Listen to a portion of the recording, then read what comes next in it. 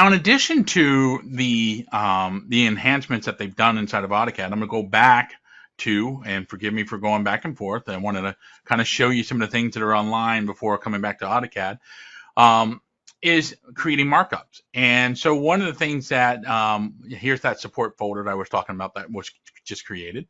One of the things that has been a big part of collaboration is markups, right? So whether you're doing it through using the Trace app, which we have right here on the left panel here, so usually you're in the properties or in the layers settings on the AutoCAD for web. If you go to the Trace section, we have a markup that's already right here. So I can create new traces. I can add to the traces, add additional markup, perhaps add text in here and things like that. And one of the things that, was nice about this is that it would be able to, once you saved it as a trace and you have it, the document saved, it would allow you to bring it down to AutoCAD. So now you can go back into AutoCAD and bring it in here. But it was really solely based on, markup that were generated here. One of the enhancements that they've done with the markups, being able to import them, is that you can take PDFs. Now, whether the PDF is generated with inside of, the markups here through the Google Docs, or if it was from Adobe, Autodesk has enhanced the ability for markups to be recognized. So I can take this PDF and begin making markups. I can begin drawing things on here.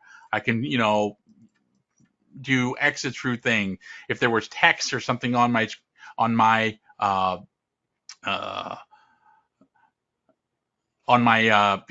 document here, and I do a strike through, it would recognize things like that.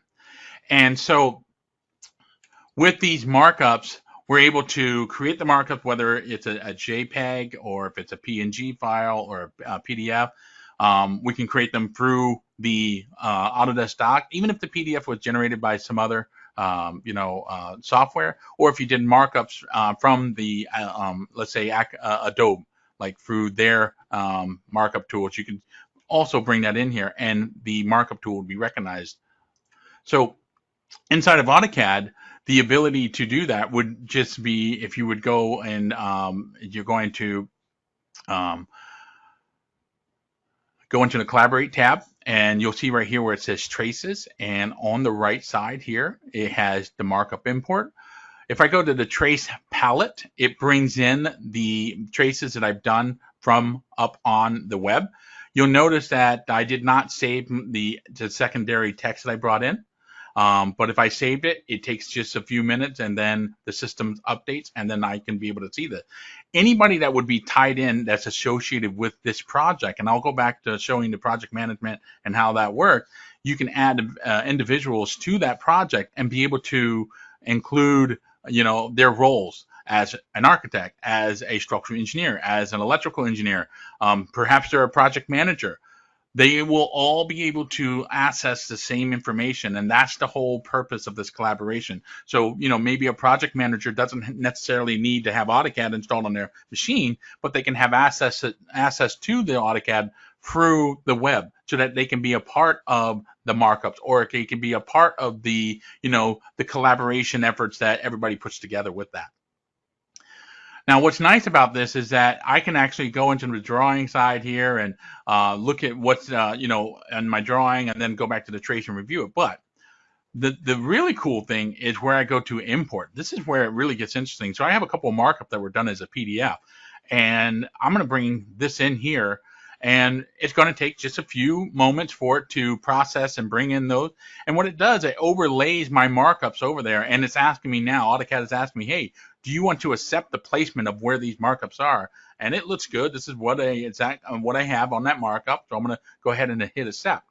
And then right up here, go to the drawings button here. And what you'll see is that there's this little lightning bolt. And you'll notice that there's this little blue box, or this blue, arrow. Right now, what it's going through is detecting the markups, and it has completed that.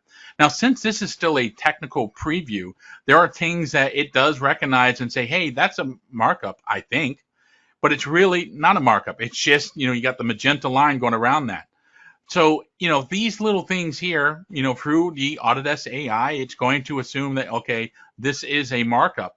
It doesn't mean that it has to be a markup. You see, I can take any of these. Let's say this one right here, just clicking on the boundary, and it recognized, hey, this is a potential for a rectangular cloud. So I can go ahead and click on that, and it's changed that over. What about this bubble here? This was not really, I didn't do a cloud on it. I just circled this. What can I do with this? It's the same thing. I can go in here and change it to a polygon like bubble and add that in here. It also recognized the words that I've actually typed in through that markup. And what's nice about this, it gives me the option to choose whether I want to add it as a multi-leader, as a single, just a single line multi-text, or I can, if there was existing text here or existing text spot, I can update that existing text spot by going through this workflow. So I'm going to go ahead and just enter it as a multi-line text and just kind of add that in here. And the usual, things that you do to control that in terms of its height is, going and do the text editing and things like that and updating it. So come up here and changing the height. So if I make this 12 inches, for example, there we go. And now I've actually made that text a little bit larger. But just from the markups, I was able to extract all this information directly into my AutoCAD files. So it's a really nice functionality to be able to take that. And of course, I can exit out that, and now I have all the markups as part of this.